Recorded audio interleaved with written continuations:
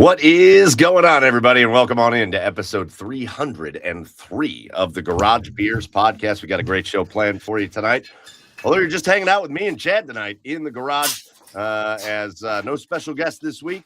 Joey's off celebrating his wedding anniversary, so Chad and I are going to be hanging out, drinking a couple beers, and talking about sports, and we're glad that you're joined in and tuned in here with us. First order of business on episode 303 of Garage Beers. Shout out to our host. There's a mute button on that microphone.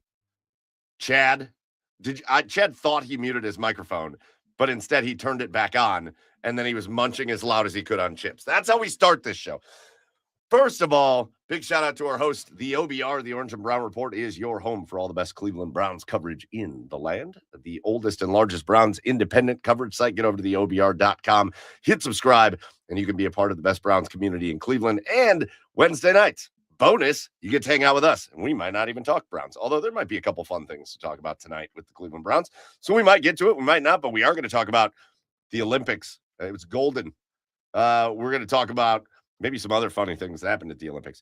We're going to talk about a couple teams coming back off of breaks, the Cavs, and some weird news out of them today, the Blue Jackets, and we're going to talk about the Cleveland Guardians a little bit tonight, as they surprised us a little bit this last week, but they're playing games now in spring training. There's just a lot going on as we kind of barrel our way into one of the better sports times of the year when we start talking about the NHL and the NBA get to the playoffs. March Madness predates that a little bit. Then you got baseball starting, so we're getting in. You know, the doldrums of February can be a little bit weird, but the Olympics helped with that. But we're getting into a great sports time. Anyways, with you as always, I'm your host, Michael Keefe. Go follow me online at Garage Beers Mike, and joining me over on the east side of Cleveland, munching on some sun chips or something. Down in the boiler room, it's Chad Meyer at Garage Beers. Chad, what's up, Chad? It's Trader Joe's chips. Pretty good though. Nice little healthy chips. Good news, Mike. Good news, Mike. Hold on, which chips? Don't just skip over that. Oh, what? It's like the I don't know, vegetarian spinach and garlic or tomato chips. They make the Irish. It's like the Irish garlic butter chips. I don't remember what exactly they're called, and they are deadly. They are just unbelievable. Yeah. Color me enthused and intrigued by those. You know, a couple of weeks ago, I had French onion soup flavored popcorn. Amazing. Yeah, right out of town. Good news, Mike, regarding the Guardians. Good news. Chase DeLauder was a late scratch today for lower body soreness, basically because he was playing too much. Listen, am I freaking out? No. But in the back of my mind, I'm going, fuck, here we go again. Here we go again. So we got that going for us. Listen, we'll get into the Guardians a little bit later because that was one of the topics I was going to bring up. But let's just say, let's not freak out. And maybe the Guardians, if they're going to rely on him, which they're going to have to this year, maybe they should be paying close attention to his health and trying to keep him healthy and not running him into the ground. Anyways, again, we're going to get into all that stuff tonight. It's going to be a great time. Again, shout out to Joe. I know he's not here. But his anniversary, so he gets a preemptive cheers of the week. And make sure while you're doing all this other stuff I told you to do, make sure you get over to the socials and go to @TheGarageBeers on the socials and follow the show as well. So, first of all, welcome to everybody in the comments. I see Sean is in Baltimore. What the hell are you doing over there? Baltimore. In Baltimore. My buddy Jared Gilkerson, the Gilkernus, if we will, says, nice jersey, Mike. You know what? I don't have a Team USA hockey jersey, but I wanted to represent. We're going to talk about that tonight. I wanted to represent Team USA a little bit. So I went with the soccer jersey because it's what I had. It's what I had. Aesthetically speaking, Jared, how is it? Huh? Oh my gosh. Oh my gosh. What a throwback. You're welcome. Nobody that's watching this has any idea what you're talking about. But nope, but it's amazing. Throwback. All right. We got Klinger here in the comments. Episode 303 and the 330. Ooh, we got episode 330. We should do something. We missed out on it. We missed out on a great opportunity with episode 216. But shout out Klinger. But yeah, if you're joining us tonight, get in the comments. If there's anything you want to talk about, again, we can kind of be open tonight. It's our world. We're all just spinning around. and we can do whatever we want to tonight. There's no real set schedule as far as how things go. So please keep active in the comments and we'll get to you. But we can't get going really with episode 303 before we have our garage beers of the week. So Chad, you already flashed yours a couple times as you were spending the first 5 minutes of the episode snacking. But why don't you go ahead and tell us about your garage beer of the week this week? I have a Modelo, and don't worry, my tummy's full now, so I won't be eating anymore. Modelo, that's it. I mean, just a nice, just refreshing, smooth Modelo with a little bit of lime juice in it, and it's just hitting a spot tonight. It's just so good. Yeah. See, Mm-hmm. I love it. For my garage beer of the week, I spent a little time at Great Lakes Brew Pub on Friday. Actually, my new job had like a company outing over there. So I literally got there at 9 o'clock in the morning. Did not start drinking quite at that. We had some work that we had to do. But we had a little happy hour there. And then we wound up, the family, wife, the in-laws met me down at the brew pub. We hung out there a little bit longer. And I picked one of these up. And I haven't tasted it yet, but the smell is unbelievable. I'm actually sad Joey's not here because I think he would go crazy. I picked up the Mocha Blackout Stout. New. That's new. Brewing. It is new.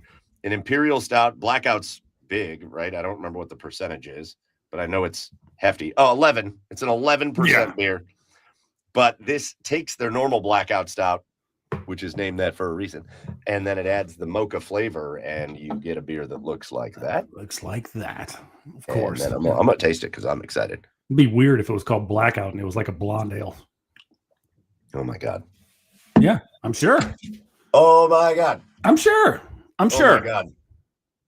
Oh my God. Yeah, I'm sure. Whoa. Yeah. Whoa. I don't know where you can buy this. I know I was at, like, you know how they have the store at Great Lakes? Yeah. That's where I picked it up. If you are the kind of person that can get down with a stout every now and then, please pick this up for yourself. This is unbelievable. Absolutely unbelievable. Jared in the comments just killed it here. Wish I had the beer at the Jock Jams party in about 2004. Yeah, that is when that was. I went to college with Jared, and we had a killer Jock Jams party at his apartment that I wound up. Well, let's just say I was praying to the porcelain gods that night in my baby blue LaDainian Tomlinson Chargers jersey. So that was that night. Good memories. I'm glad other people can remember. So much beer tastes like all the same these days to me. Like Mocha Blackout Stout, that sounds good. Like I would drink that, but I don't know that there's a beer out there that's going to make me go like, oh, that's so different. Like that's good, right? Oh yeah. Listen, how much can you? Yeah, I totally understand, but right. It's really good. It's really good. Yeah, no, for sure. Did you see that? Did you watch that link? Or look at that link at all I sent you today? You want to go have these on the world's strongest beer? Oh yes. Can you tell people about this? Yeah, I came across a reel of some guy. He was like a professional alcoholic or something, and he had the world's strongest beer. I don't know how to say it, but it's from Scotland, and it's the Scotland Belthier Fire. Just Google world's strongest beer, and it's the first one that pops up. And you go on this thing, you go on this website, and it's the way they brew it. It turns out to be 75% ABV. 75%. So basically, you're drinking ether, and it comes and it comes with a warning label on the neck. It says do not. It basically says do not drink more than a shot of this at one time. Right. Yeah, and I looked to see if you can buy it, and they'll ship it to the United States. So that's why I text Joey and Mike today. I said, "You guys want to go have these on this? You want? I mean, I'd try it. I would try dissolve your organs. But yeah. Otherwise, you'll be fine. You one shot of this, and you immediately have cirrhosis. So drink it, you pansies. Mm-hmm. All right, those are our garage beers of the week. Get in the comments. Let us know what you're drinking tonight. I know, Sean, if you're in Baltimore, you got to be drinking something. Lots of good breweries over there in Maryland. Yeah, you know me. I don't have to go there anymore. Sean's a Miller Lite guy. If anything, he's drinking a Miller Lite. Is it not incredible, Chad, that I have not done this show from a hotel? I know. Normally, I would have done 4 episodes this year from a hotel, and I don't have to. So that is what I'm talking about. I'm not quite used to it, right? As of right now, right? I'm still expecting you to pop on one day and just be in a hotel room again. Maybe I'll just do it for old time's sake. I'll be at the Doubletree in Avon, in Westlake. Yeah. But get in the comments. Let us know what you're drinking as you join us here tonight, and we'll flash that up there. But let's get into episode 303. Again, just Chad and I, but I'm looking forward to it. Sometimes these are our most fun episodes. And so, Chad, let's start with really the biggest news over the last week-ish. And let's start with the one advantage Canada had over the U.S. does not belong to Canada anymore. Nope. I don't know if you saw the meme. If I had it, I would put it up on the screen. But there's a meme of like Uncle Sam with a hockey stick, and it says, "Sorry, Canada, but it's called ice football now." The U.S., the United States, dominates hockey in the Winter Olympics, winning gold in both the women's and the men's. And I'm gonna admit something that I'm a little ashamed. I'm a little ashamed to admit. Let's start with the men's side, and then we'll go to the women's side. All right. I'm a little ashamed to admit that, Chad, maybe it's just because there's been good U.S. teams fairly recently. Yeah. And maybe I just had it in my head that they had won at some point. I did not realize that this is the first gold medal for the U.S. men's Olympic hockey team since 1980. Yeah. Unbelievable. Yeah. Unbelievable. Yeah, man. It's been a long time. I mean, that's back in 1980 when they won, and they call it a miracle. It truly was a miracle because for so long back in that 70s and 80s, the Russians ruled the roost, and then it kind of at some point, I don't know exactly when, but at some point the torch got passed to Canada, and they've dominated for the longest time. So yeah, the U.S. hockey has never never been in that 46-year span. Only recently has U.S. hockey really started men's hockey has started to catch up with the rest of the world, and it resulted in a gold medal this year, man. So yeah, let's go. Unbelievable. And when you talk about the run, the U.S. didn't lose a game in the Olympics. They didn't lose one game. They had that outstanding semifinal game against Sweden, the overtime game that both semis go to overtime. As the U.S. needed overtime to beat Sweden, and Canada needed overtime to beat, who did they beat? Czechia? No, who'd they beat in the semis? Finland. Yeah, Finland. But they had a tough game in the quarters with Czechia too. Yeah. So, but let's talk about this U.S. men's team a little bit, because what I couldn't stop thinking about was just the makeup of the team. Yeah, for sure. I mean, what they got out of these guys, for a minute, I don't want to compare them to the 80 Miracle on Ice team because those were kids. Those were college kids. Yeah. They were amateurs. They weren't professionals. But at the same time, the makeup of this U.S. team felt a little like that. I mean, this was just a star-studded team, but it's just so many of the young stars of the NHL, these young American dudes. And yeah, there are some vets out there, and there's some guys that have been around for a long time, but just really led, especially with the skaters, so many young players, young up-and-coming stars in the NHL that are 23, 22, 24 years old that are already franchise players, and now they're out there carrying the U.S. Olympic team. It gave me the same kind of vibe in that it felt like it was kind of a group of kids, right? And then you look at the other side and you look at Canada, and they didn't play Crosby, and that's a bummer. But you look at Canada and you're talking about these guys that have been around for, not to even say Connor McDavid, Mark Stone accepting his silver medal looked like he was 147 years old. Yeah. Out there. And it just had that same vibe to me. Like, it's like the young kids brought the energy and bring home the gold medal. It was awesome. Yeah, for sure. Listen, it was this U.S. team was built to beat one team and one team only. It was built to beat Canada because, yes, right. It was two scoring lines and two checking defensive penalty kill lines. That's what it was. I mean, if they were going to win this game, if they were going to win the gold medal, and I know everybody really wanted that upset, whether it was Finland or Czechia. I know they really wanted them to beat Canada because they were a lot of people were scared of Canada in the gold medal game. But you know what? You got to be the man. You got to beat the man. Woo! So I was not scared of Canada. Granted, yeah, of course I was nervous going into the game. I didn't think the U.S. was going to win. But if they were going to win, this was the team they needed to build to do it. I mean, you have some of the best defensemen in the NHL. You got Jacob Slavin, right? Jacob Slavin is widely known. I think he also wins the Lady Bing every year for no penalty, for less the least amount of penalty minutes. Jacob Slavin. You got Zach. He's a gentleman. He's a gentleman. He's a gentleman. But then I thought the interesting part of these lines is you got guys who normally aren't in the roles they were on this U.S. team, in their roles on their NHL teams. Like JT Miller is a like number 1 or number 2 center on the Rangers. He was on the penalty kill unit.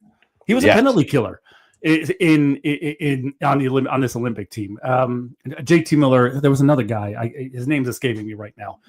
But they were perfect, right? Yeah, they didn't give up a single power play goal. Even Chad, that 5-on-3. Chad, that 5-on-3. Yeah. I mean, like I just got goosebumps. I don't mean to jump around the whole conversation, but I just got goosebumps thinking about that was like, what was it, like a minute 45-ish? Yeah. A minute 50-ish of 5-on-3 against Canada? Yeah. And they were awesome. Yeah. Yeah. And they were awesome. Yeah, they were great. They They played their position so well, whether it was a poke check, a back check, a stick check. Like that team, if they got the puck, right, if they caused a turnover, they were gone, right? There was no wasted space against Canada, right? You cannot wait and sit back and wait around for them if you were able to possess the puck. And I know Canada poured it on in the second and third period, which was like, it was just felt like survival at that point. But you saw it, especially in that first period. You saw it. If they got the puck, it was either cleared, it was gone. There was no wasted time and space in the Canada offensive zone. It was get the puck and get it the fuck out of there. Yeah, and listen, you say that this team was built to beat one team. And I think that's such a great way to put it. And I love what Dave Klinger right here in the comments says. This team was the best U.S. team we've put on the ice, more than an all-star team. Was the right players in the right spots, actually a lot like the 80 team. It felt like it a little bit, even though it's not fair to compare them because it takes away from the amateurism of that 80 team, but it did feel like it. But then you get to that gold medal game, and we talk about them being built to beat Canada. And damn it, if it didn't look like they were absolutely not built to beat Canada. I mean, Canada, for the most part, the first period, pretty decent for the U.S., but really, like you just said, the second and third, it was all Canada all the time. I mean, they were relentless. They just couldn't put the puck in the net. I mean, they missed open nets. We'll talk about the one miss, aka save, in a minute because I want to get to that player. But they were out skating the U.S. I felt like the U.S. just never had the puck in their offensive zone. It was just constantly Canada getting after it. You talk about these Canadian players and these guys that get all this love and McDavid and all that. And every time I watch Cale Makar play, I think he is so well respected, and everybody does give him a ton of love, but I still think he just doesn't get enough love. I think he's like the most impressive, like especially for a defenseman, man. The way he moves, I don't understand it. He is just awesome. And you have Team Canada just dominating the game, and it felt, Chad, with every minute that went by, it felt like this is slipping away from the U.S. Canada's about to bury one. And they didn't. And I want to know how you felt, because then it goes to overtime and it's 3-on-3. And of course, whatever team loses is going to complain that it's 3-on-3. And is it stupid that it goes to 3-on-3? Yes. But you're also, I mean, I think getting lost in the conversation is you're talking about a bunch of now professional players that are in the middle of an NHL season that don't need to go 7 overtimes in an Olympic game. Like, we got to end this game at some point. So there is that. But from what I saw, like social media and all that, when it went to overtime, it felt like everybody I saw talking about the game was like, oh, this is bad for the U.S. If it goes to overtime, it's Canada's going to take it, blah, blah. I kind of felt the opposite. Like, they survived what Canada brought at them in the full 5-on-5 onslaught that they were bringing at them. And now I feel like the 3-on-3 just leveled the playing field entirely. You know what? Yes and no. In my opinion, though, right? Like there was when it got to 3-on-3 in overtime. To me, it wasn't so much, oh, the U.S. survived and they have this now, or Canada definitely has this. It was, to me, it was more just anyone's hockey game, right? Like you knew with all of that open space, you knew that the U.S. was going to get some opportunities, right? You knew that they were going to way more. It was going to be easier for them to get opportunities than it was in 5-on-5. So it was, to me, it was more anything can happen. And obviously it did. I get why people thought that this was going to be Canada's, Canada definitely was going to win it in overtime because of the time and space you have in 3-on-3 and the skill and the speed. There's just the pure skill and speed that Canada has on that team. So I get why people said that, but it was, the scoring lines for the U.S. were just as fast and just as skilled. So when they had numbers on that golden goal, and the fact that Werenski just bodied McKinnon to get that pass over to Jack, we're gonna go there. Was awesome. But yeah,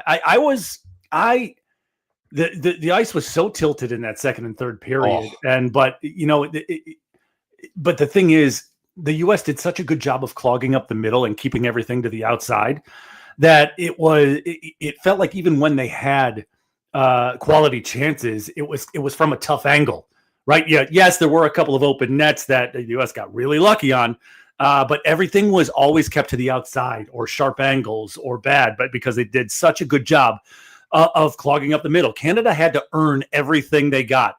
And boy, did they earn it. But fortunately for the U.S., Connor Hellebuyck, I know we're going to get to him, was unreal. Should have been MVP. And the defensemen were just top notch. That's next. But I do want to say, a lot of conversation got made with Canada missing open nets and all that stuff. But U.S. had their fair share of that too. How about the double dinger off the posts? Oh, yeah. Unbelievable. Yeah. How about Austin Matthews? I'm not going to shoot. I'm just not going to shoot the puck. To this day, I have no idea why he didn't shoot that puck. He's like, oh, nobody's in front of me. I got to pass it over into traffic. Having said all of that, you just brought up the name. And I think it was really a cool, we talked about a lot of young kids kind of leading the way and paving the way for Team USA.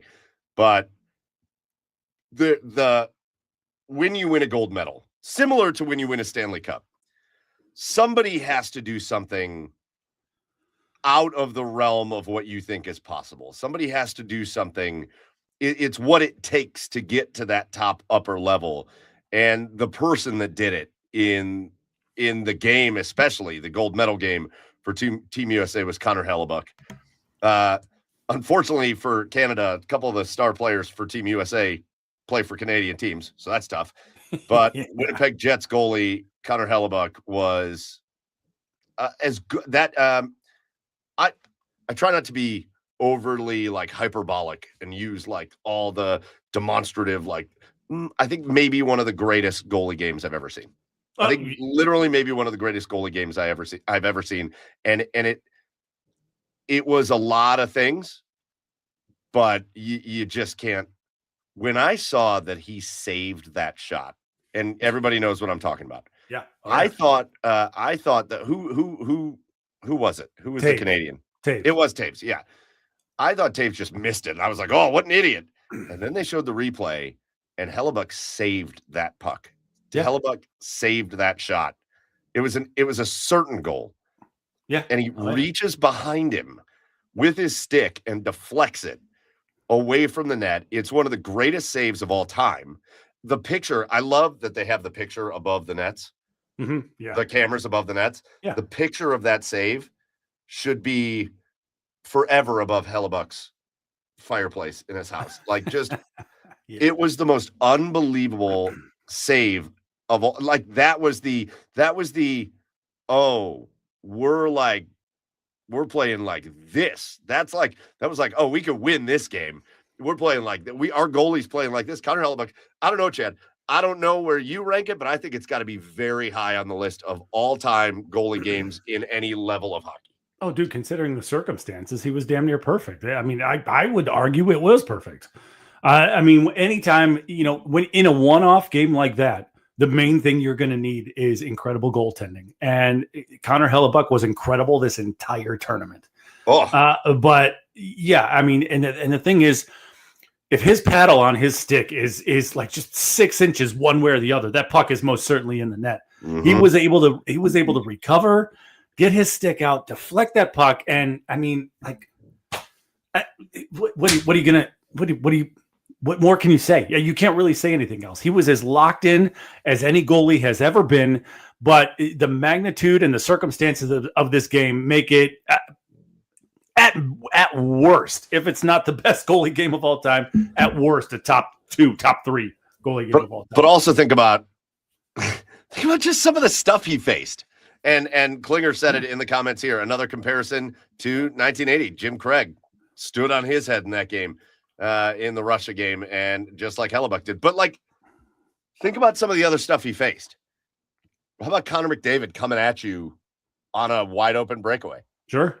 Now, do I think Connor McDavid just brain farted on that breakaway? Yes. 1,000% did. He looked like he had no idea what he wanted to do. It's like, who is this guy? Are you not supposed to be the best player like on the planet at this point? Like, What did you just do?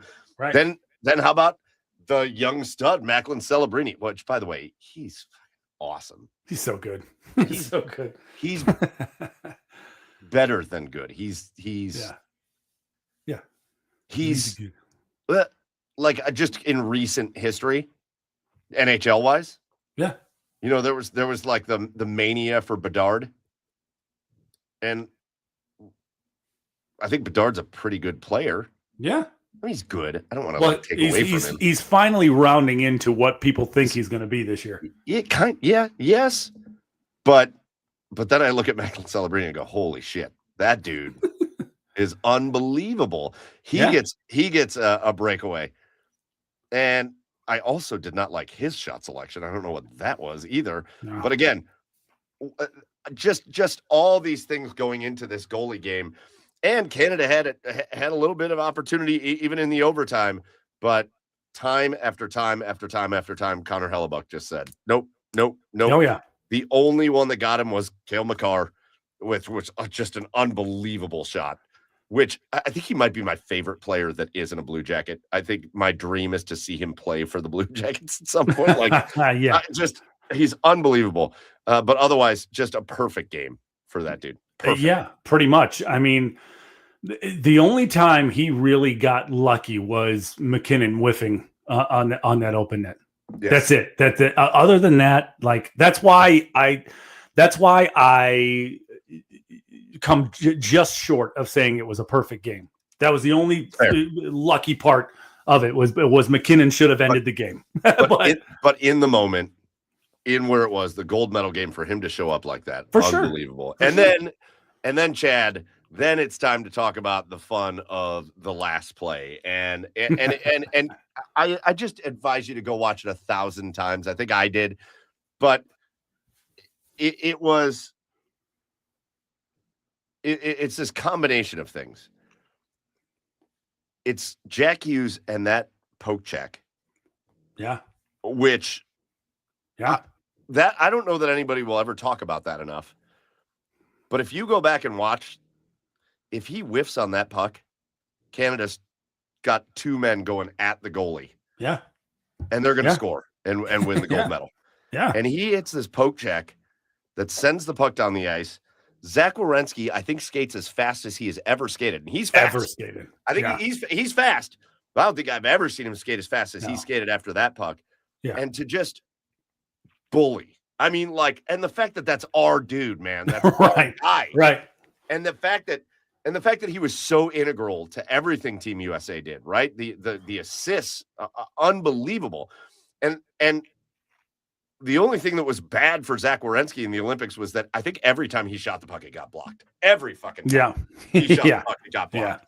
Yeah. But for him to just bully his way down the ice, just throw what's his face away, just like you're gone, just toss him aside. Yeah. And then it's like, it's not the most difficult pass of all time, but a perfect pass to Hughes, who made the poke check to start the play, and he buries the shot. What a play. And and it couldn't have been cooler the only thing that could have been cooler was Zach Werenski scoring that goal. It couldn't have been cooler that he was the guy. And the way, speed and power, and like, I'm just going to throw you aside. Perfect pass, game over. Yeah. Oh, what a play. Yeah, Zach's more of like a fluid skater. He's one of those guys that's so athletic it looks effortless when he's skating, right? Oh my gosh. Yeah, that spring in his step was a gear I've never seen from him before. And the fact is, and McKinnon is, I mean, he's a bulldog. Like he's a big physical, fast guy himself. So like he's no easy guy to just kind of just forearm shiver off of you. So Zach made it look like he was easy. Yeah, the fact that Zach did that, and yeah, like you said, tape to tape from him to Hughes, and Hughes just buries it. I think that puck is still stuck in the net somewhere because I didn't even see it. Like I didn't see it bounce out. I didn't see it like it just wedged in the net there somewhere. And yeah, I'm sure somebody has it. It was the celebration was on from there. It was unbelievable. And again, I feel ashamed of the fact that I didn't know it was the first time that the U.S. had won the gold since 1980. I just felt like it had happened. But that just what a storyline there too. Just amazing. And there's other stuff around it that I'm gonna get to later. So I'm gonna save that. But Chad, let's shift gears here real quick because not only does the U.S. take down Canada in overtime in the men's game, but the U.S. takes down Canada in overtime in the women's game. Yeah. And totally different story. Yeah. But I want to talk about this team because I think maybe one of the most special things I've ever seen. Yeah. Team USA, like, can we put into perspective, and this is why I'm so glad they got that win. Can we put into perspective what Team USA did in the Olympics on the women's side? Sure. They went into that gold medal game having outscored their opponents 31-0 in the Olympics. Or I'm sorry, 31-1. 31-1. Right. They gave up a goal. They gave up a goal, I think it was to Czechia, in the very first game that they played in the Olympics. And then they shut every other team out they played until the gold medal game. And they were winning 5-0, 5-0, 6-0, 5-0, 6. It was the most dominant, unbelievable performance over a stretch in the Olympics. You're talking about these are the other best teams. Yeah. Yeah. And you're just blowing their doors off. The run this women's team went on. This women's team is special. Unbelievable. And listen, women's hockey on an international level has been better for the US than men's hockey. And maybe women's hockey on the international level isn't as good as it is in men's hockey in other countries, but U.S. and women's hockey is dominant. And man, what a run, Chad. Like, it was unreal to watch them. It was must see for me. Every time they were on, I was like, I have to put this on and watch what they're going to do this time, because it felt like it was just record setting after night after record setting night after record setting night. Yeah, I mean, you know how I talked about like the Russians at some point passed the torch to the Canadians on the men's side. At some point, the Canadians, like, and this was more recent, had passed the torch on over to the U.S. women's side, because the women's side, I mean, I think it was 14 was the last time they won the silver medal, and it's just been all gold from there, right? I mean, it's the development of women's hockey in USA hockey has been.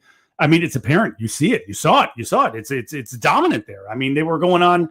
The U.S. and Canada went on a tour of exhibitions around the country, around North America, and the U.S. has dominated and won all of them. Like, that's just a testament to where U.S. women's hockey is at right now. And it's, you know, it didn't surprise me that Canada put up a great fight, an incredible fight in the gold medal game. Because it's such a veteran-laden Canada women's hockey team that you knew they were going to adjust, that you knew they were going to have pushback. But I mean, again, Canada, the U.S. team is full of young kids, right? Yeah, outside of Hillary Knight, who's been there quite a while. But the U.S. is just full of young up-and-coming kids who know what they're doing, who know how to play the game the right way, who play their roles very, very well. But you know, in that gold medal game, Canada, for 58 minutes of that game, played great. They played great, but then the Cleveland Heights native, Layla Edwards, who actually she's so good. Who actually didn't have her best game in this game, but she was able to fire the shot, and Hillary Knight was able to get a stick on it. And I think it was so cool that Hillary Knight.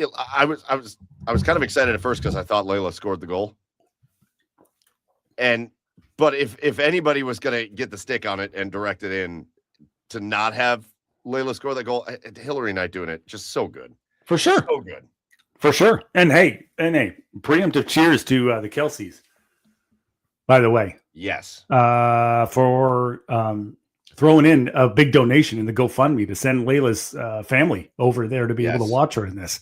And they saw their girl have an incredible tournament. I mean, it was an incredible tournament for the women's hockey to begin with, but that game was really special to watch. But again, it goes into this. They played Canada 4 times on that multi-city tour. Cleveland was one of the stops. I was at the game. I think 6-1 was the score. Yeah. But they blew out Canada in every game. I think there was one game that was like 11-1 or something like that. Like it was just a blowout every night. And I think did I tell the story of Layla on the podcast? Yeah. Yeah. Oh, I mean, it was so cool. And I'm going to do my best to get her on the show. But she's partying with Flava Flav right now, I think. Yeah, I can't interrupt the party right now. It might be a minute, but we'll do our best. What do you think? Sidebar real quick. What do you think a party with Flava Flav is going to be like? Like, are they all going to get like clock chains, like gold clock chains? You know what? I think at this point, a party with Flava Flav is probably in your head very different than what it is in real life. You think so? You think they're all just a little more tame right now? They're all just sitting around reading books. It's basically a book club. Is Chuck D? Is Public Enemy rapping in spoken verse instead of spoken word instead of rap right now? Oh my gosh! But again, you talk about the run. They did that tour. They dominated Canada. Then they go into the Olympics. They dominate everybody, including Canada, 5-0. They beat Canada in the Olympics. Then you get to that gold medal game, Chad, and like you said, Canada won nothing. Yeah, throughout the whole game. Yeah, and I think it was a really good example of when that moment gets to be that moment and things tighten up even just a little bit. Because you could tell things tightened up for the U.S. a little bit. Yeah, oh yeah. When things tighten up and you aren't playing just the way you normally play, that's what happens. And I listen, based on what the U.S. has done recently, I don't mean to keep bringing up the 80 Miracle team. For sure. But I was like, if Canada wins this game, it's like miracle level victory at this point based on what the U.S. has done. Yeah. And then they get that goal. And then Keller. I mean, Keller's goal in overtime makes the men's goal look like it was nothing. That move that she put on the Canadian defender was unbelievable. And then to score it on the backhand. Yeah. Huh. Again, not to be overly hyperbolic, but when it's for a gold medal, you can be a little hyperbolic. Sure. One of the greatest goals in hockey history. Should have closed your wickets, eh? One of the greatest goals in hockey history. Yeah, well, I mean, and that's another thing you get with 3-on-3. Again, you have all that time and space. You can make a move like that, and the fact that Megan Keller had the confidence in her skill to be able to pull that move off and did it flawlessly was awesome. It was awesome. Yeah, and I don't know. I hate it when the people say, "Oh, 3-on-3 is not real hockey." Sure, it's not real hockey, but like, I mean, it's the rules. Hey, John Cooper, like, right, follow-up question. If Canada got the golden goal, would you feel the same way? Right. Right. Now, it's only because you lost the game that you feel like it's not real hockey. I get it. I get it. And it isn't, but like, you're 100% right. And again, these people have other things to go do. Yeah. They got, you think about it. I'll never forget living in Texas, and the Stars were playing the Sharks in the playoffs. And my buddy and I drove up from College Station to Dallas. It was like a 3.5-hour drive. And we drove back the same night in a game that I think the Stars just beat the Sharks. And then the next night, my buddy, or 2 nights later or whatever, my buddy drove back up with another friend of ours. And it was the Stars and the Sharks playoffs overtime. I think it went 7 overtimes. Like it went till like 2 a.m. and they had to come back. Yeah. Like we can't be doing that in the Olympics. These guys, especially on the men's side. No, not that we don't have to take care of the women. Of course we do, but especially on the men's side, these guys are coming back to an NHL season. Like we got to come back and play hockey. I mean, like think about if the Pittsburgh Penguins had any aspirations to do anything this year. This little injury to Sid, like shit. Yeah. You know what I mean? 4 like, weeks. At least 4 weeks. We got to get these guys back.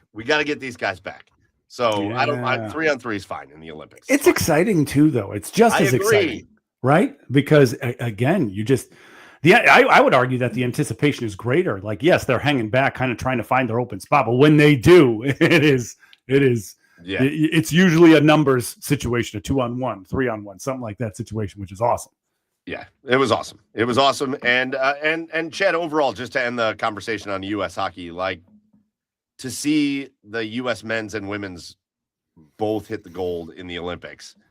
I mean, it's got to do big things for hockey in the U.S. Like it's got to be not that hockey in the U.S. isn't stronger and stronger and stronger, but like it's got to like push it even farther forward. Like what an unbelievable thing.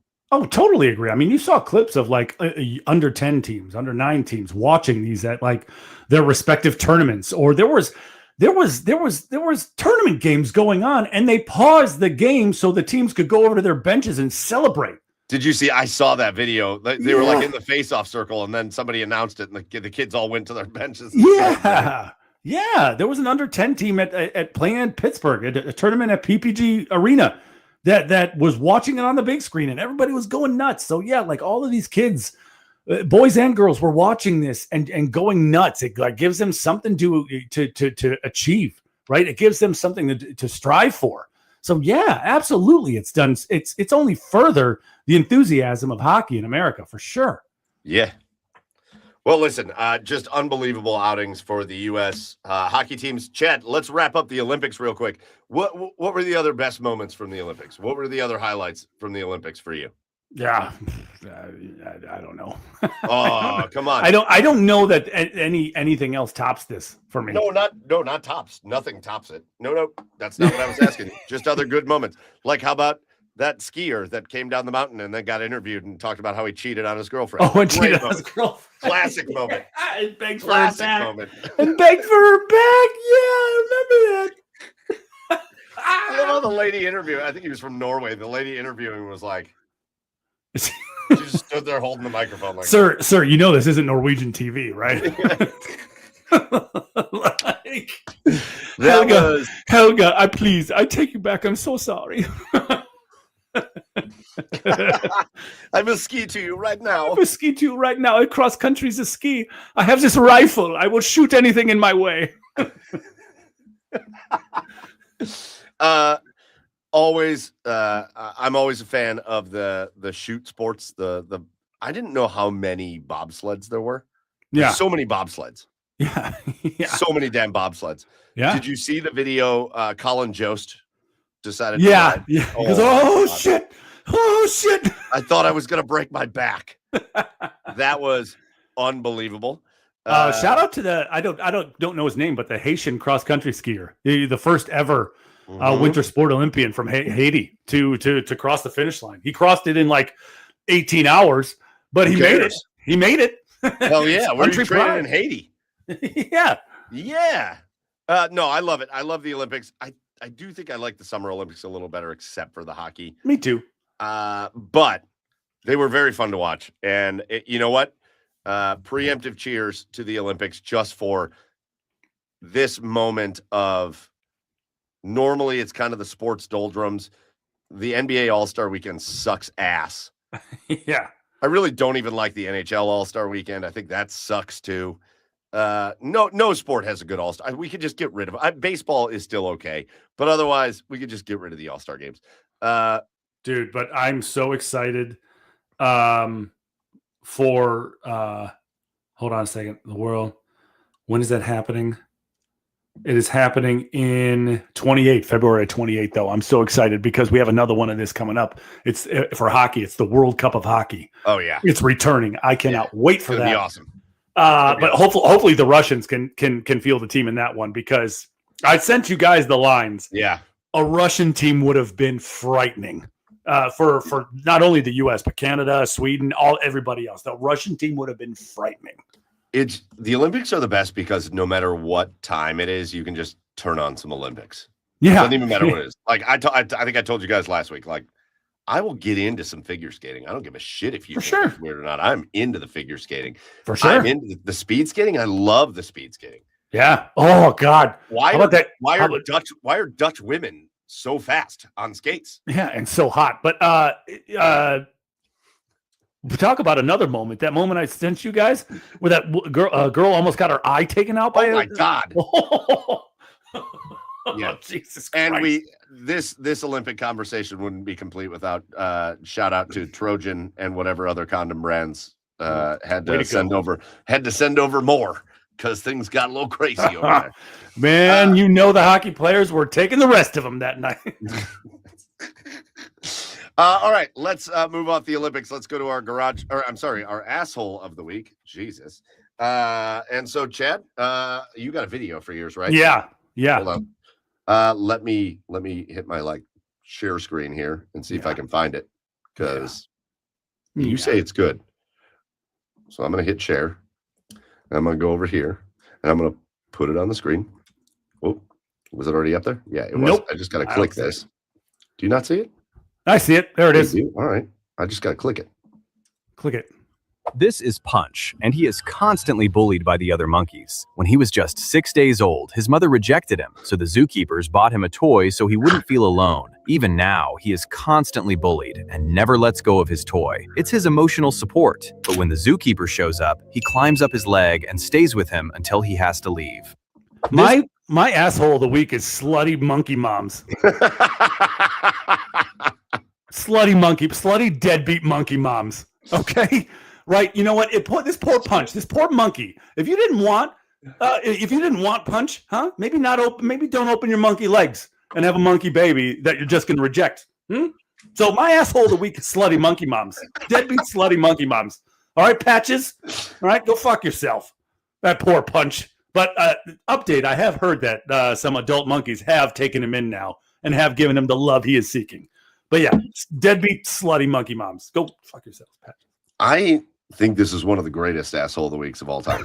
Slutty monkey moms. Yeah, deadbeat slutty monkey moms. Don't open your slut monkey legs anymore if you don't want any more kids. Jesus, Chad. Yeah. I'm passionate about this. Yeah. No, that's great. Mine is much more serious and depressing. But my asshole of the week, and this is not about anything specific. Every time you say something about it, you go to give the. I don't give a shit anymore, actually, to be honest. My asshole of the week is the State of the Union address. I don't care who the president is. I don't think there's a thing that makes us look dumber as a country than the State of the Union. It is the dumbest thing that happens. And I don't know who watches it. Maybe some people do. The Cavs were on last night, got a great win against the Knicks. People are like, "Did you see the State of the Union?" I was like, "Fuck no. What? I'm not watching this. We look like morons." Our whole country, it is the microcosm of our whole country just looking like morons, is the State of the Union. I hate it. I hate how dumb it is. I hate the rounds of applause and the whole thing is stupid. I don't care who the president is. That is my asshole of the week. 100%. Fair enough. Pat Shea says, cheers on the other side for the update foster monkey moms. Hey, there we go. All right. Foster monkey moms. Yeah. All right. So listen, Chad, you sent me a website that I want us to play a couple rounds of at the end of the show. So we're going to do that for fun. But let's get some quick hitters before we do that. Sure. And let's let's just talk about some local stuff here. Let's start with the Guardians, man. We're playing baseball. Yeah, we sure are. We're playing baseball. We are a little bit over a month away from opening day. I got my tickets. Joey's flying in from Seattle. Actually, so again, Joey's my brother-in-law. Bandito, who comes into the comments every once in a while, is Joey's dad. I guess Bandito's flying out to Seattle. They're going to the Guardians-Mariners opening day in Seattle. That's the first game of the season. Sick. And then they're flying back. Joey's flying back. We're going to be at opening day. I'm so excited. But the Guardians out there in Arizona, and some surprising news, Chad, in that the Guardians sign Rhys Hoskins, which they signed him to a minor league deal. He was with Milwaukee, obviously kind of most well known for his time in Philly. But like, I think this is kind of an underappreciated move that they made. I don't want to give them credit because the whole operation sucks. Yeah. Even though it results in division championships and then exits from the playoffs. The operation sucks. But the Hoskins move? Like, this dude is he had a rough year last year because he didn't play. He was hurt and he didn't play in a ton of games for Milwaukee. But like, consistently throughout his career, he's a 25, 30 home run, 80 plus RBI guy. And so I don't remember who it was on Twitter that tweeted, but he's a 238 career hitter. I don't give a shit about that. Batting average is the worst stat of all time. If you're telling me that Josh Naylor a lot of years would hit like 240 with 30 bombs. If you're telling me we're putting that back in the lineup with a right-handed bat, I don't know that I think it means the Guardians are going to be like runaway division champions, especially with what the Tigers have done this offseason. But like, does it make them significantly better? Yeah. If Rhys Hoskins can get back to just being like kind of his normal self, and he goes out there this year and hits 240 and he has 25 homers and 86 RBIs, the Cleveland Guardians got much better with that one move. Power hitters nowadays are like the Eli Manning of the MLB, right? Yep. You know how like Eli would throw for 180 yards and one touchdown and like 4 picks, but then the next game would come out and throw for 440 and 5 touchdowns. Yes. And maybe 1 pick. That's what I equate power hitters to nowadays. It's like, it's all right. It's fine if you hit 230, right? Yeah. 240, as long as you're giving me 25 bombs and 80 to 90 RBIs. And that's what Rhys Hoskins can do. So yeah, I'm interested to see how the role plays out. Right? Because like, is he going to DH? Is he going to play some first? Because I know he's not an outfielder, but is he going to play? How much is he going to play at first? Like, I'd be interested to see how this plays out if he makes the major league roster. But if he does, yeah, I agree. If he's just Rhys Hoskins, this could be a very under the radar, like low key great signing. I know he's a nice guy, but I hope what this means is that I hope the player that this impacts the most, hopefully, is David Fry. Yeah. And again, nice guy, easy guy to root for. He had that great year a couple years ago, but I thought even back then that was a non-sustainable way that David Fry is going to play baseball. Like, yeah, he showed it a little bit. I mean, he had the injury and all that, but like, and the broken face, but like, I just hope this doesn't do anything. Kyle Manzardo needs to play every day this year. Right. Get his random breaks like you would with Jose Ramirez. Kyle Manzardo needs to play as much as Jose Ramirez does. Right. This year.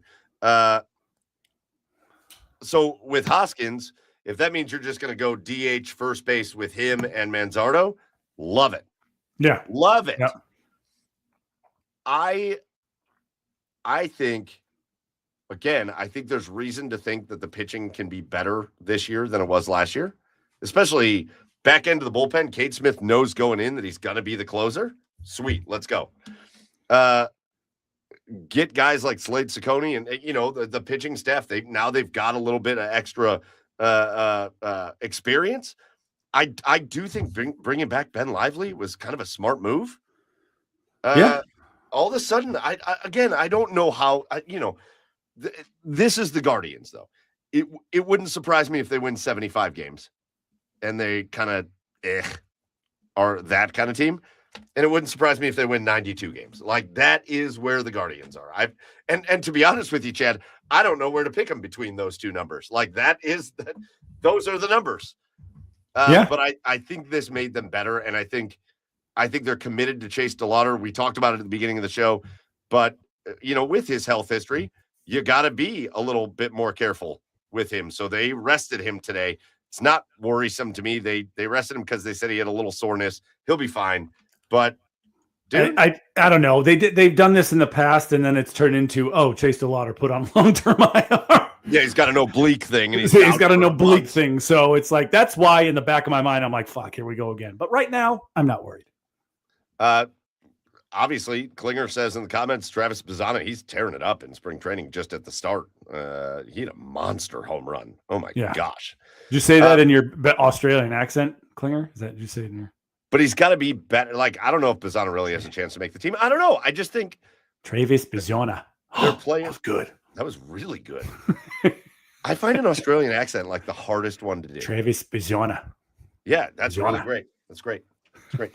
Maybe it's because the only experience I have with Australians at this point is like Facebook videos of Australian guys pranking each other.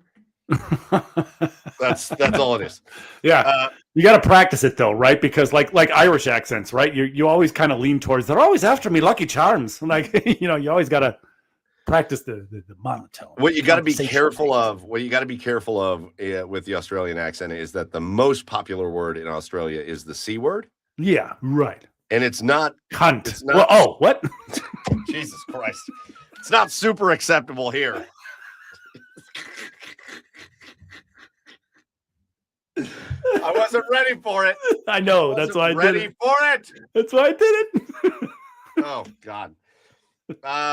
Yeah, listen. Is one move for the Guardians going to put them over the edge and make them like World Series contenders? No.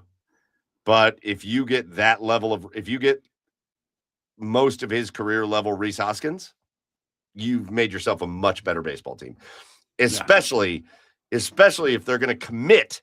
This is the real other key. If they're going to commit to these dudes, if you're going to go with Chase DeLauter, commit to him. If you're going to go with Kyle Manzardo, commit to him. If you're going to go to CJ Kafis, commit to him. Like, play these dudes that got you to where you got last year. I know Travis Bazzana is getting brought up. And I know they love them, some of their middle infielders that are tough to stomach sometimes. But, like, commit to the young dudes. Now you've supplemented it. And I think the Guardians, offensively, the Guardians have a chance to be much better than they were last year. Yeah, we'll see. I mean, it's the same story every year, right? Yes, that's what that meant. That's the acronym for what I said. Yeah, I mean, it's the same story every year with the Guardians, right? I mean, the stars have to align. I mean, that's it. I mean, we know this is a talented baseball team, but can they get pushed over the edge? I don't know. Maybe. It is. It's just the same question marks every single year with this team, and it's hopefully. I hope it happens. I'm hopeful that it happens for sure because they have the ability to be able to do that. Can they execute? We'll see. All right, moving on away from the Guardians. Again, spring training happening now. We're about a month away from the season opener. That'll be out in Seattle. But let's move on a little bit. Just real quick hitters here. Before we get into the last thing, I want to do a little game we're going to play. I think this is just such a fun thing that I just want to put it on the show. But Chad, we talk about our other local teams. Let's start with the Blue Jackets, actually. Yeah, sure. So think about the run the Blue Jackets went on before the Olympic break. But now we're talking about 3+ weeks of not playing together as a team. Right. Obviously, Zach Werenski goes and does his thing. But I think they got 6 practices in with bonus with El Bonarito. El Bonarito. And again, going into the break, the Columbus Blue Jackets were pretty much the hottest team in hockey. Yep. How do we feel coming out of the break? Do we feel like they can pick up where they left off? I mean, you can't help but feel yes, right? I mean, there's no reason to think that they can't. Listen, I want to, but it makes me nervous that it's like a month of not playing hockey, and now you got to try to pick back up. Yeah, for sure. I mean, there's going to be some rust needing to shake off, right? You haven't played a game for 3 weeks, so obviously, tomorrow I would not be shocked if maybe it was a rough first period and a half. But if there's one thing about Bones, like being an old school coach, he's not going to let that go for too long. So it might be rough starting out tomorrow, but I expect them to get back to playing the way that they were playing, or playing the way that they know Bones wants them to play. I don't know if they're going to win tomorrow. I'm not going to guarantee a win, but I guarantee you at some point during the game tomorrow, you're going to see just exactly the style of play and how they were playing before the Olympic break. Listen, I think, I was going to ask you a question, and then I think the obvious answer is goalie play. So I want to stay away from goalie play. I'm kind of hoping that the Olympic experience with Team Latvia, and we're doing pretty well. I mean, I'm hoping that propels Elvis a little bit, making him feel good. He had that experience with Team Latvia, all that. And obviously Jet has had maybe a little bit of an up and down year, but more up than down for the Jackets. So I know the goaltending is super important for the Jackets, but for them to get to where they want to go, which is a playoff berth, and then maybe even a little noise in the playoffs, who are the guys that you're most hyper focused on? We know Zach Werenski is going to be great. We know Boone Jenner is going to just be super solid all the way throughout if he's healthy. There's guys we know what they're going to do, but who are the guys that can set them over and get them to where they want to go? I mean, it's going to be the blue line. It's going to be everybody on the blue line. It's going to be guys like Branson, Matejchuk, Provorov. It's going to be those guys, right? I mean, because before they went to the Olympic break, the things that they were doing so well that helped them that propelled them to all of those wins is the defense, right? We always knew that this team had the ability to score goals, but the fact that the one major change that Bones made was being able to, was that this Blue Jacket team gave up the front of the net very easily. So, and before the Olympic break, they weren't doing that, right? They were not giving up the middle. They were getting into the dirty areas.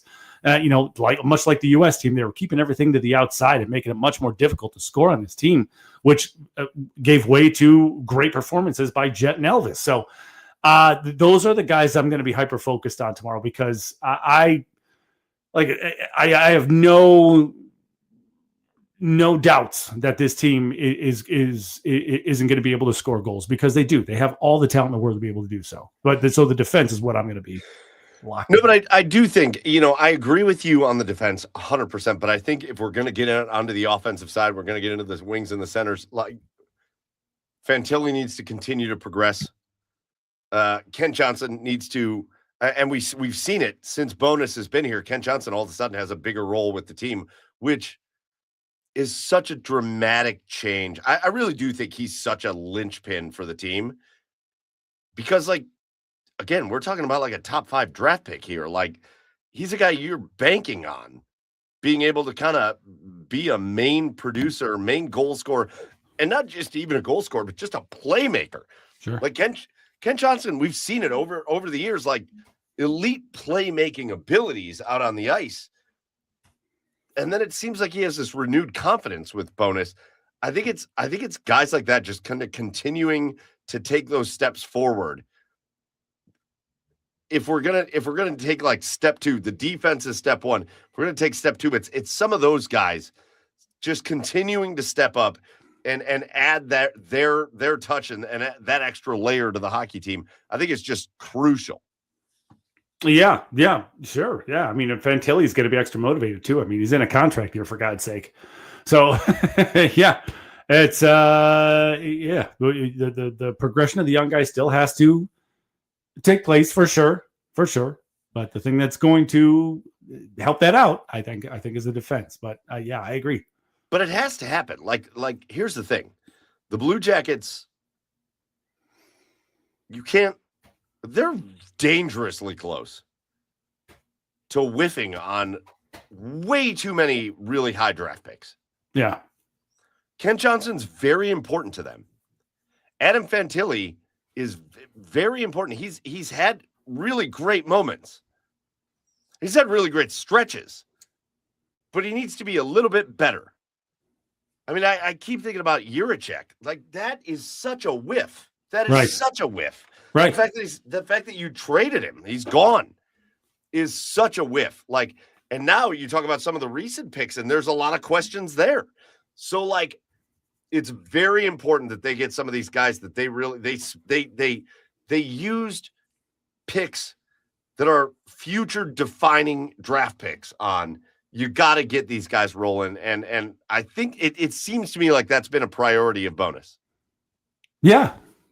Yes. I mean, having the young guys, again, with so much talent and skill in the young generation of NHL players these days, you got to let them play free, right? You got to let them go out there and use their size, use their speed, use their skill, use their talents to the best, to the advantage of the team. And through those last 11 games before the break, that's exactly what they were doing. So hopefully they can keep going. So the Jackets are back for the first time in about a month tomorrow. So tune into that. And the other hand, we've got the Cavaliers playing right now. They're locked in a tight one, 116-112. The Bucks are leading the Cavaliers in Milwaukee, but nobody's playing for the Cavs. Donovan Mitchell's out. Evan Mobley's out. And then word comes down today. And maybe this should be a secondary asshole of the week. Whatever the goddamn curse is over the Cavaliers with injuries, like, you trade away Darius Garland, which I think is a good move at this point, because then we find out that Darius Garland's injury is maybe even more significant than was ever thought. We talk about Darius Garland, we could never keep out on the court, and you bring in a guy like James Harden, right? James Harden doesn't miss a lot of time. In his entire career, James Harden is pretty sturdy and reliable. And what happens? That game yesterday against the New York Knicks, which was unbelievable. He fractures his right thumb, that's the good news. It's not a shooting hand, but he has this non-displaced fracture of his right thumb. And we don't know whether it's going to cause him to miss one game, which is tonight, or whether it's going to cause him to miss 4 weeks. It could be anywhere in between there at this point. The report is that he's planning on playing through the injury, which he should be able to do, especially because it's not a shooting hand. But, like, I've never seen anything like it with this Cavaliers team. Like, the injuries they have to deal with every year is unbelievable. And it's this James Harden thing that, like, exemplifies it to me, because, again, he doesn't miss a lot of time. Right. But then he comes to the Cavs and boom, broken thumb. What? Yeah, I mean, I don't know. I mean, when the waterfall of injuries happens, yeah, the thumb, it just happens. It's just something you can't explain, right? Like, there's just something in the air. And, you know, when a guy as steady and as durable as James Harden comes in, you think, great. He's going to be great out there. You know, he's always going to be out there. The best ability is availability. And here we are. I mean, he's going to play through it, like you said. And I don't know. I mean, I'm sure it's not going to affect his handles very much, but still, it's still an injury that has happened. And it's like, it's going to affect his game a little bit, you got to think, but it's just like, what the hell? What the hell? And it's been the other issue is, like, you know what it reminds me of? Remember when the Cavs traded for Andrew Bogut? And then he played like 7 seconds and, like, ruptured his Achilles, and it was like, well, shit, that's the end of Andrew Bogut. And everybody was so excited. Well, we needed him. You needed it, that kind of player. And James Harden's been so perfect for the Cavs, right? Like, he's been ideal for the Cavs. He has. No matter what your perception of James Harden is, he's been perfect for them. I hope this isn't something that causes any long-term lasting effects, because I really do. I think with James Harden and Donovan Mitchell and Evan Mobley and these moves that they made for Keon Ellis and Dennis Schroeder and the development of Jalen Tyson and Sam Merrill just being unbelievable and Dean Wade doing what Dean Wade does, Like I honestly think that they became a championship contender with that move. Sure. Right. I think they did. And so hopefully they get him back and no more people get hurt because it's outrageous what they deal with. All right, Chad.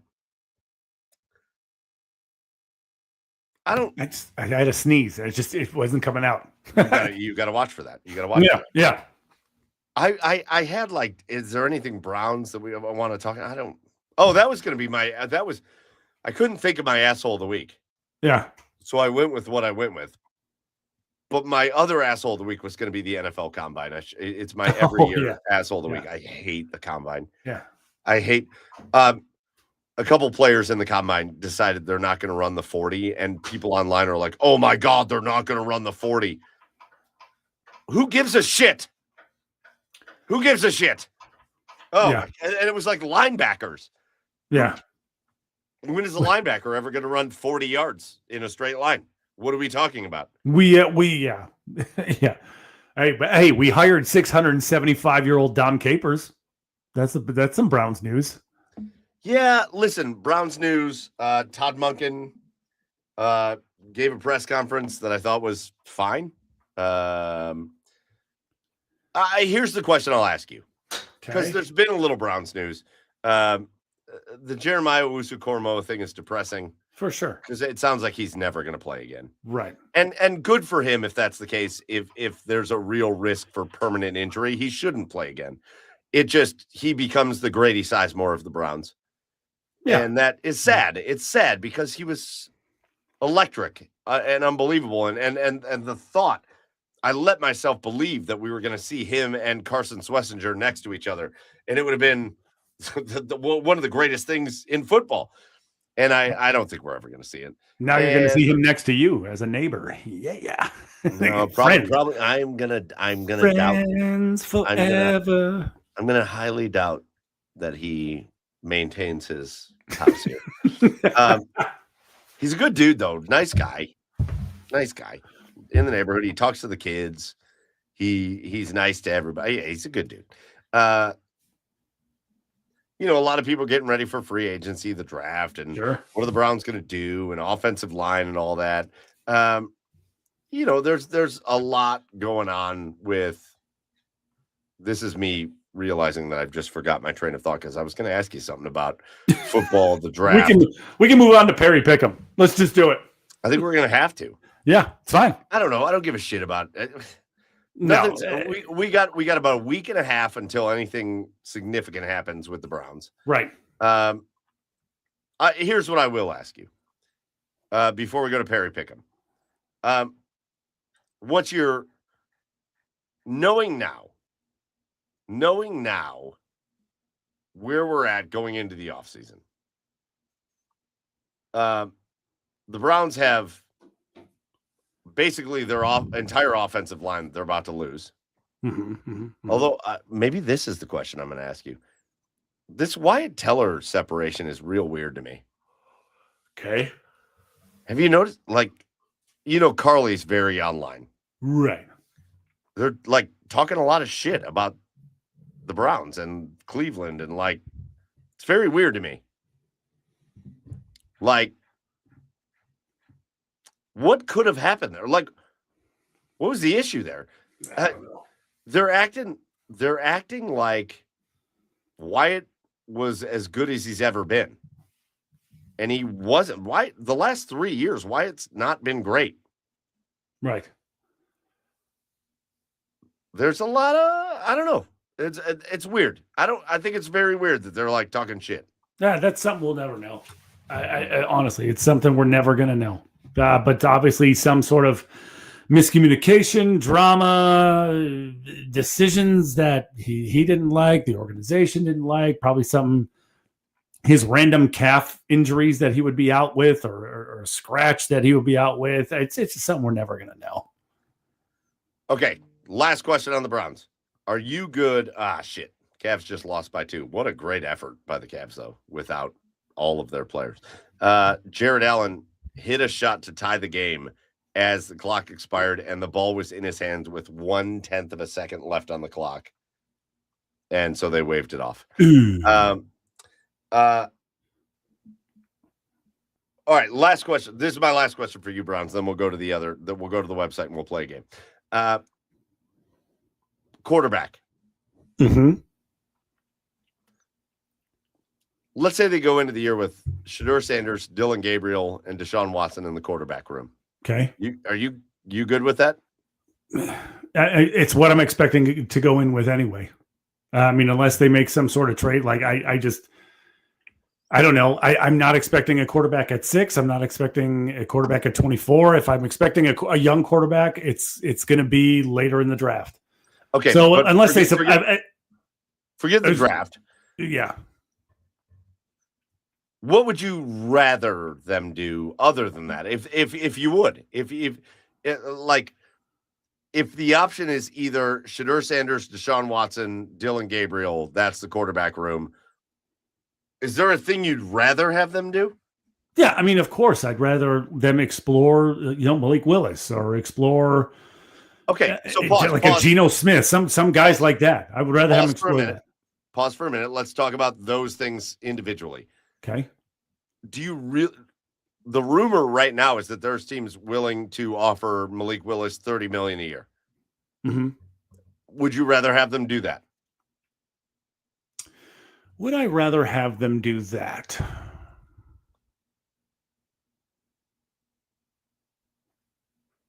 Yeah. Yes. $30 million a year. So what you're doing there, because you're $30 million a year, but you're not going to do that for 1 or 2 years. You're hitching your wagon to Malik Willis. Are you willing to hitch your wagon for the next 5 or 6 years to Malik Willis? I mean, am I? Because when I'm thinking Malik Willis, if I'm thinking $30 million a year, I'm thinking along the lines of like a Justin Fields contract.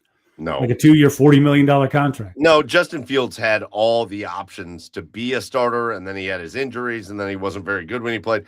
Malik Willis has been the understudy guy in Green Bay, which that's what they've done in Green Bay for all those years, is they've had the understudy guy that then comes up and is good.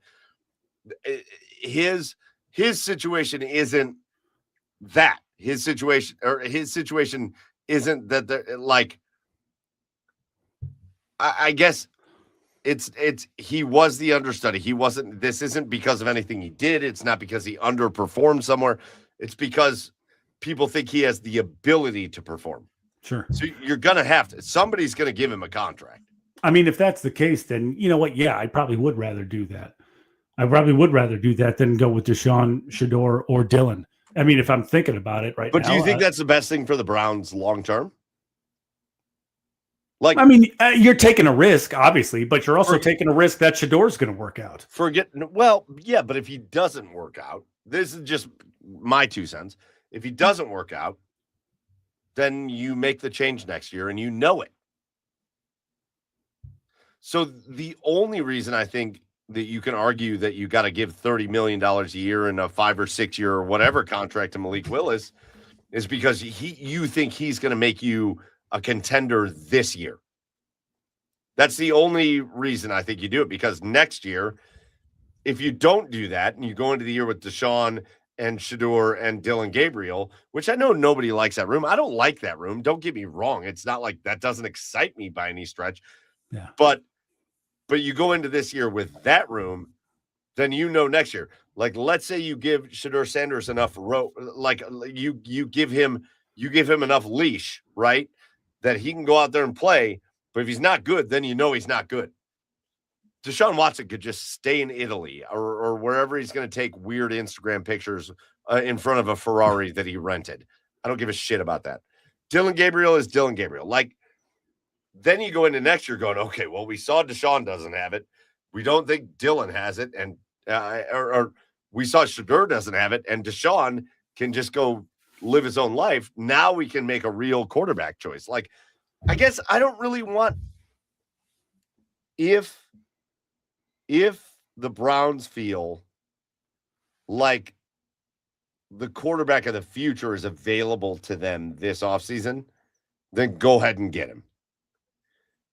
But if it's just like we think he's better than what we have now, but we don't know if he's like the future guy. I don't fuck that. Well, if you're going to pay a guy like that $30 million a year, that's what you think of him, right? It's not that you're better than him, not that he's better than what we have now. It's that you think he's the future.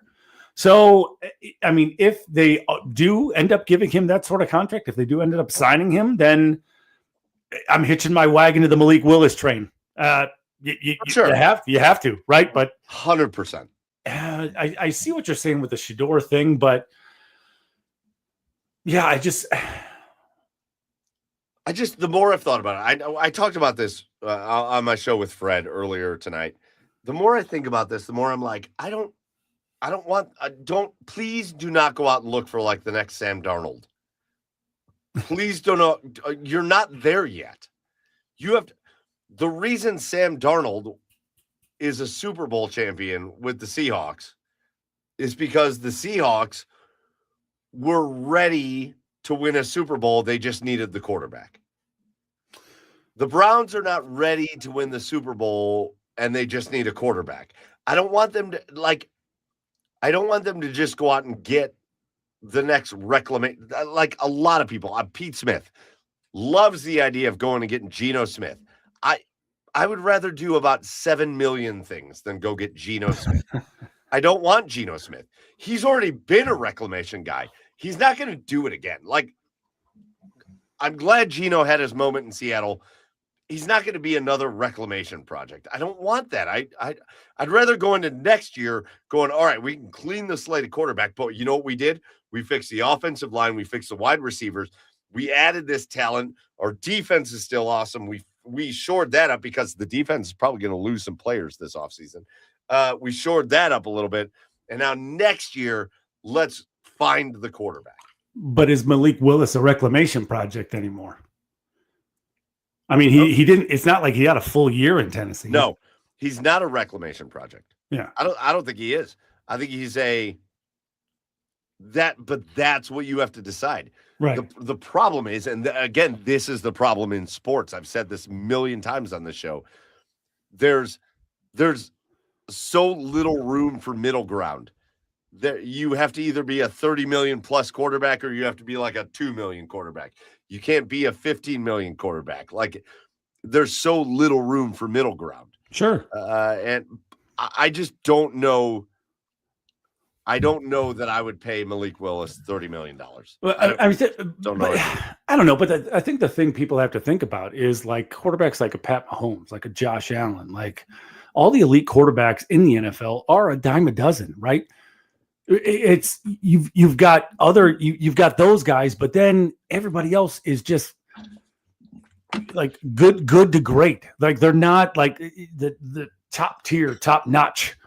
Right, you're banking on a good quarterback taking you through the playoffs. Well, here's what I'll tell you. I think this is a pretty good comparison. You could go try to sign Malik Willis and give him a $30 million a year contract. Or tell me your opinion on this. Would you rather do that? Or would you rather take, like, let's say the 24th pick in the draft, which the Browns own, and maybe the 4th round pick? I don't know, whatever you'd have to take. And I know how people are going to receive this. It's not meant to be this.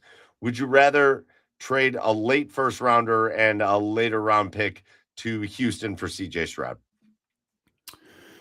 I'd rather do CJ Stroud. Yeah. If you're like my options, right? I mean, he's a lot more proven than Malik Willis is. I mean, I think people would feel better about CJ Stroud because they've seen him perform on a consistent basis. You only see Malik Willis when Jordan Love's gone down. But granted, he's performed well in the absence of Jordan Love, but at the same time, nobody's ever ready for the backup quarterback. So you don't know how Malik Willis is going to look as a consistent starter.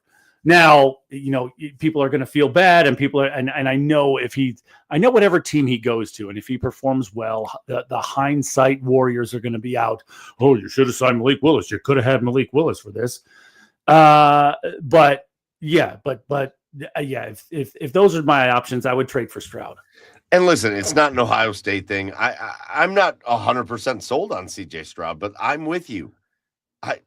He's done a lot of things in the NFL, and if you're desperate to try to kind of get your quarterback situation squared away this year, which I don't think the Browns should be, then and frankly, and don't get me wrong, I don't know why the Houston Texans would put CJ Stroud on the trade block, but there's been some movement in the rumor mill about that. Sure. I would absolutely 1,000% take CJ Stroud over Malik Willis. 1,000%. Yeah. It wouldn't even be a thought for me. Right. So, all right. Listen, there's more Brown stuff to come. Again, we're getting we're about a week and a half from actually knowing what's going to happen in free agency. That'll tell us more about how they're going to approach the draft. And so there's a lot going on that we'll talk about more with the Browns. But I do want to do this, Chad, because you sent this to me, and I thought it was a shit ton of fun. Super fun. And so I want to do it with you here on the show. And this is called, it's called Perry Pick'em. And I want to do it here. So I don't go to the fantasy games. No, game mode. Game mode, single player. Single player, NFL, single player. Yeah, it's this one.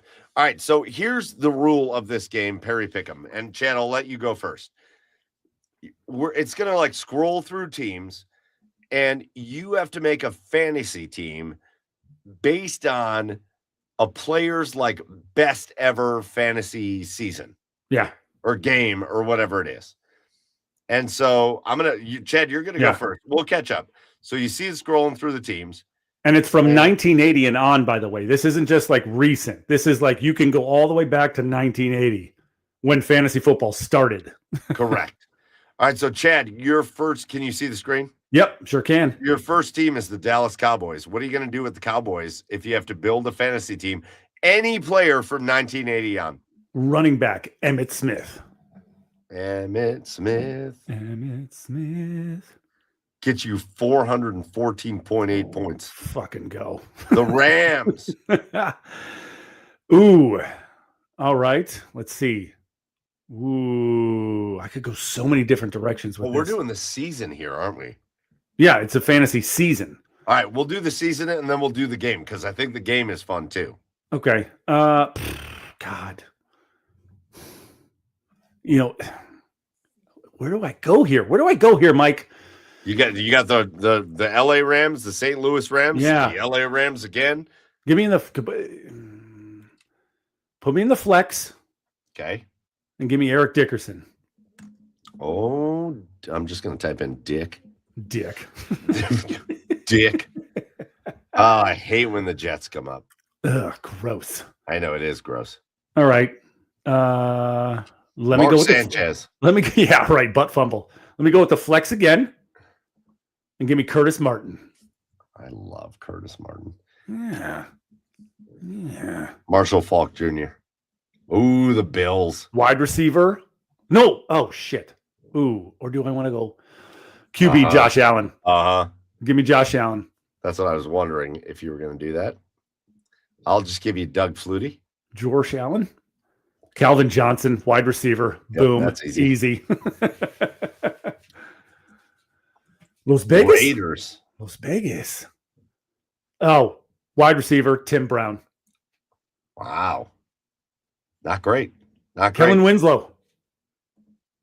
No, Antonio Gates. Thank you, you dummy. Jesus Christ.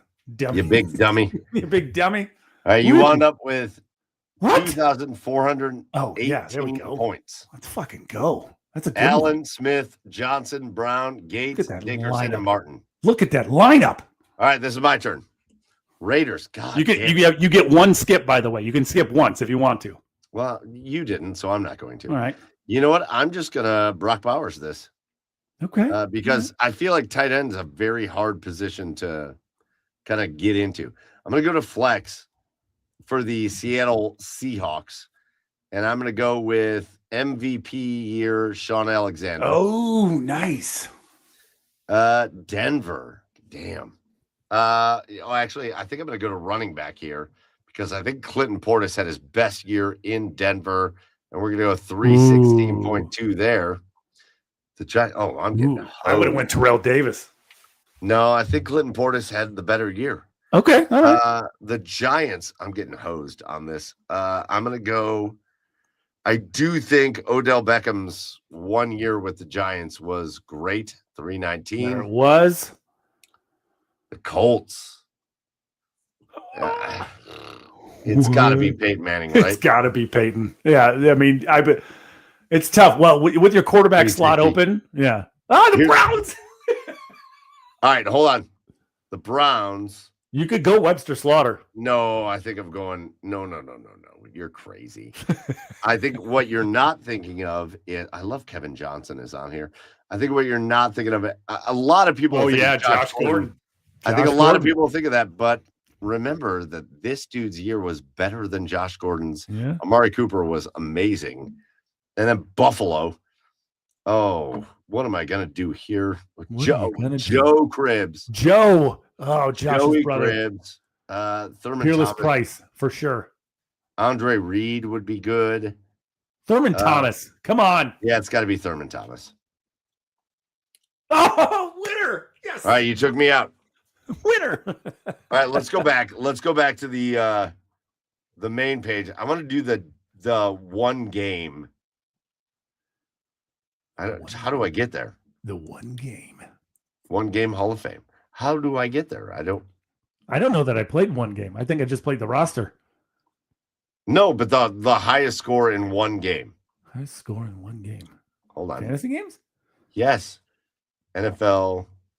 Best game. No, switch to best game. It's up there next to best season. Oh, was it? Yeah. Go back. Best game. Yes, unlimited. All right, we're going to do this. All right, Chad. Vikings, best game.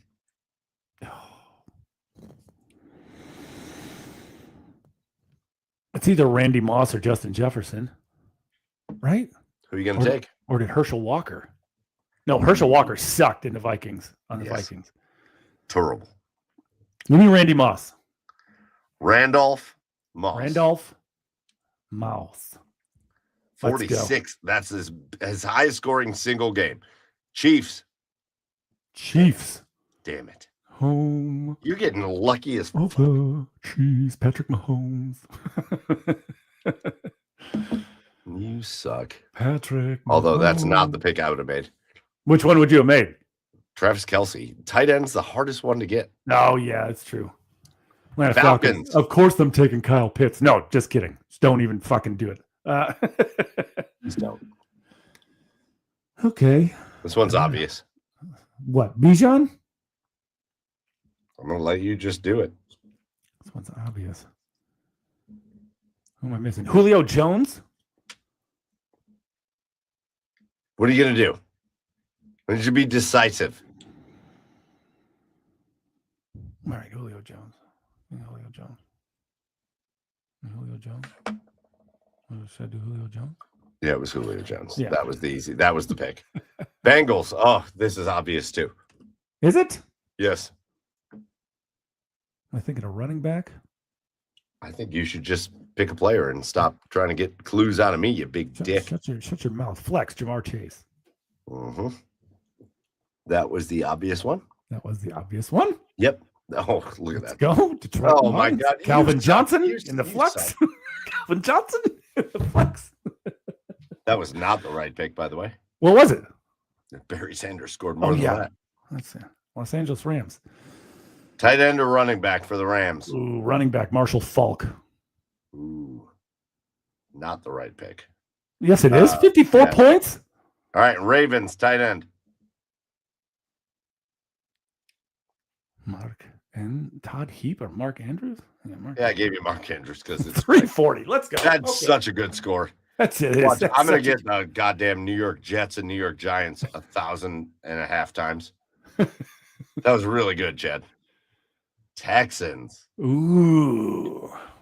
I mean, this one is also obvious. Is it Andre Johnson? Yeah, I think so. DeAndre Hopkins? Oh, yeah. I'm going to go with DeAndre. I think DeAndre had the higher score. Yeah, I Boom. feel good That's about that. good. Oh, God, here we go. Lions, well, we'll just go with barreled Sanders. Chargers, well, we'll go with the obvious LaDainian LaDainian. Motherfucker. If I get the Raiders, Dude, wait, no. Oh, wait, no. Yeah, go ahead. Go Bowers. It's fine. Yeah, I'm going to take Bowers as my Ooh, tight end. that was not the pick. Bad. Oh, wait. By the way, This is the pick. What do you mean that wasn't the pick?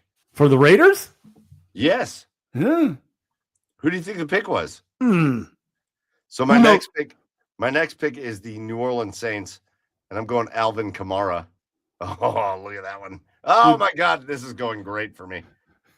Jamar Chase is on my team, too, you big jerk. Son of a bitch. No. Oh. Troy Aikman. Oh, no. Which quarterback do I pick here? It's probably Dak. It's got to be Dak. I think it's Dak. No. No. Wait, we tied? No. Did we tie? 348.9? No way. No way. Dude. No, what? You know what? If we're going to do another game, I'm not going to say the Raiders. My Raiders pick. Or we're doing one more for the win. We got to do the rubber match. All right, Chad. Baltimore, the Ravens. Your first pick. Lamar Jackson. Yeah, that's the right pick. 42.6. Dallas. Okay. Give me Emmett again. Emmitt Smith. Fuck. 41.3. Washington. Commanders? Oh, that's a tough one. Ugh. That's tough. This is bad. This is going to be real bad. Well, go on. Tell me who you're picking. Yeah, I don't know. I don't know Well, the we don't have time for you to just I don't know the here. history of Commanders football real well. You don't have time to just sit here and stare at it. Fine, Art Monk. Art Monk. Solid pick. Bills. Thurman Thomas. Thurman. Bengals. Jamar Chase. Yeah, it's always Jamar Chase. And always going to be Jamar Chase. Seahawks. Seahawks? That's a tough one. That is going to be a tough one. Seahawks. Let's go with... I don't know any Seahawks tight ends. So, yeah, let's go with Marshawn Lynch. Marshawn Lynch. Shit. Good one. And the Panthers. Greg Olson. You got so lucky. Yeah. All right, 303.1. Way lower than our last one. Yeah. All right. Lamar Jackson, Emmitt Smith, Art Monk, Jamar Chase, Greg Olson, Thurman Thomas, Marshawn Lynch. That's a great fantasy team. Yeah. Who the hell? Washington. Who would you have picked for Washington? Skip. You said we get a skip. Buffalo Bills. I'm taking Josh Allen. Of course you got to. Of course, yeah. Or Josh Jim. I wonder what Jim Kelly's best score would have been. Baltimore Ravens. I think I will take with the Baltimore Ravens. Ernest Biner. Ernest Einer. Yo. Didn't Jamal Lewis just go crazy in a game? Yeah, he did. Yep, sure did. 41.5. Tennessee Titans. We'll just go Derrick Henry. Oh, that's okay. All right. We'll take that.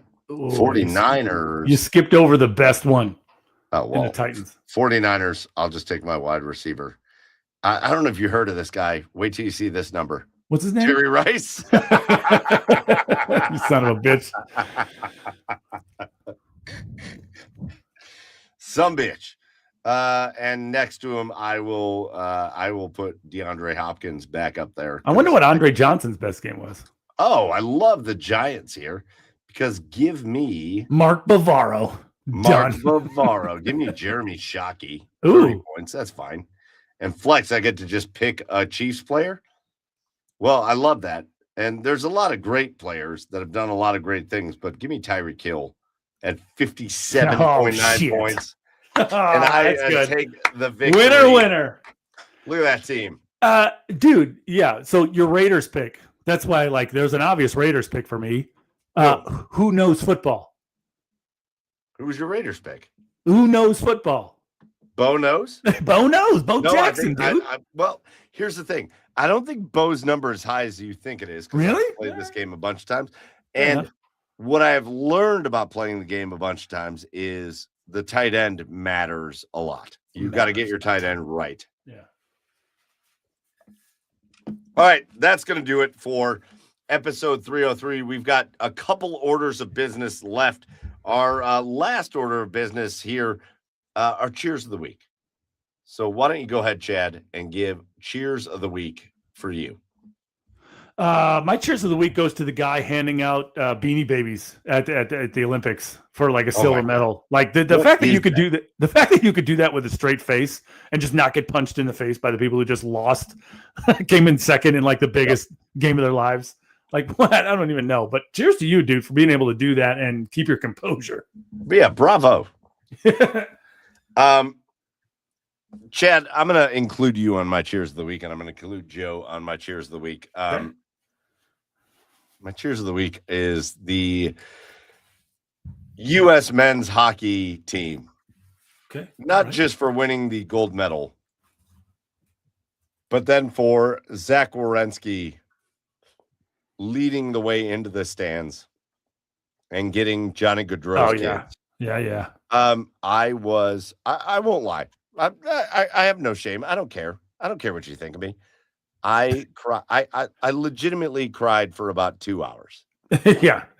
After they brought Johnny Gaudreau's kids down on the ice, and you gave a shout out to who'd you give a shout out to before for paying for Layla Kelsey. Edwards? The Kelsey. Yeah, the Kelseys. Uh-huh. Shout out to the NBC executives that paid for Johnny Gaudreau's family to go spend time at the Olympics. We talked around it when we did the Olympics talk because I was waiting for it for cheers of the week. That moment at the end, I'll just tell you this. My wife doesn't care about sports or whatever. Yeah. So they win the gold medal. I'm excited. Me and my kids are watching it. My wife's upstairs hanging out. Sure. And the whole scene goes down after. And my wife is walking down the stairs, and I got tears just streaming down my face. I'm like breathing heavy. Yeah. And she goes, "Oh my God, just for the Olympics?" I go, "No." Again, Johnny was a guest of ours here on Garage Beers, and not just a guest, but man, oh man, did he do some work for us? Yeah. To see those kids out on the ice, holding their dad's jersey, it hit real hard. For It sure. hit real hard. For It sure. hit just the right way, and that moment. And it was all of Team USA. The fact that they have Johnny's jersey in the locker room, and they kind of save his locker for him, and then to go into the stands and get his kids. Jesus. Yeah. It was as powerful and as emotional of a moment as you could possibly get. So that's my cheer of the week. That was awesome. It was awesome. For sure. Awesome. Man. Special moment. He was looking down on that team for sure. Did you see that picture I sent you too with like someone photoshopped Johnny on the ice, knocking that puck out of the way for McKinnon on that open net? Special. Yeah, Johnny was a special dude, and we got to know that on a very personal level on this show. Those kiddos don't know it yet, man. But whoo, boy, did they have a lot of love and support surrounding them, and the memories they're about to have. When they brought them out on the ice, I was a mess. Yeah. And shout out to Meredith, and shout out to Johnny's parents for just being. They're always just so gracious, and they're right for the camera at the moment. It's all good. It's all good with Johnny, and it makes me feel a sense of gratitude that we got to have him in Columbus with us for a little bit of time. Like, Yeah. he's a special guy. He's got a special family, and his time in Columbus is there's just a lot of gratitude that goes along with it. So that was my cheer of the week. Yeah. And then you see his dad, sharing some of his last words with Johnny, or from Johnny to him, about how they have to hit it hard in the summer because his dad trained him because he wanted to make the Olympics, and it was crazy. Yeah. Well, that's it. All right. That was my cheer of the week. But this has been really fun. It was just you and me, Chad. But you know what the fun thing is about this? As I do miss Joe in these episodes, but the fun thing about an episode like this is that this is how the podcast originally started. Yeah, for sure. You and me, Chad and Mike, Garage Beers podcast before Garage Beers beer was even a thing. Don't ever forget that. Yeah. And God, thank God for Joe, because without him, we probably would never get on the air. No. But really fun time, really fun just going over all the most recent thing in sports. And listen, 400 people still in here at nice. About 11 o'clock tonight. Shows that this was a fun show. So that's going to do it for episode 303. We're just going to do our thank yous, and then we're going to get out of here. First thank you goes to the OBR. Get over to the OBR.com and subscribe to the best, oldest, largest independent Browns coverage site in all of Cleveland. The OBR is the place for it. So get over there and hit subscribe. A big shout out to everybody that joined us here tonight. The comments were great. It was, you guys led the show in so many ways, but everybody that joins us live and everybody that joins us later, remember, if you can catch us live, it's great. If not, you can always catch us on YouTube, on Twitch, or you can go to Apple Podcasts or Spotify or iHeart. We are on all the podcast networks, so please go check us out and tell your friends to do the same. And our biggest thank you to everybody that was here with us tonight live. The comments were great. We had a great time. I know, again, here on Garage Beers, we really pride ourselves on special guests and bringing athletes and media people and whatever in here in a place where they can just be comfortable and hang out. But sometimes we just got to do a show like this. And so we appreciate the fact that you hang out with us when we do this as well. That's going to do it for episode 303 of Garage Beers. For Joey that wasn't even here at Garage Beers, Joe, for Chad over on the east side of Cleveland at Garage Beers, Chad, I am Michael Keefe at Garage Beers. Mike, go follow the show at The Garage Beers on all the socials. And we will see you next week for episode 304. Until then, as always, cheers, everybody.